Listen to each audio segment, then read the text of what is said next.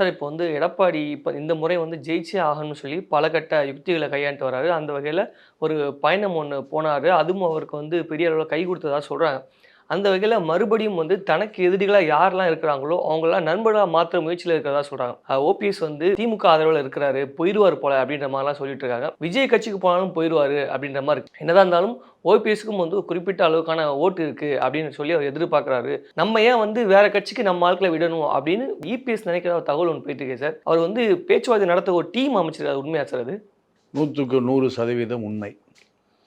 அப்படி அமைக்கப்பட்ட ஒரு குழுவில் உள்ள ஒருவர் எனக்கு இந்த தகவலை உறுதி செய்தார். என்ன நினைக்கிறாருன்னா, எடப்பாடி பழனிசாமியார் அதிமுக வாக்கு அதிமுகவுக்கு எதிராக போய்விடக்கூடாது.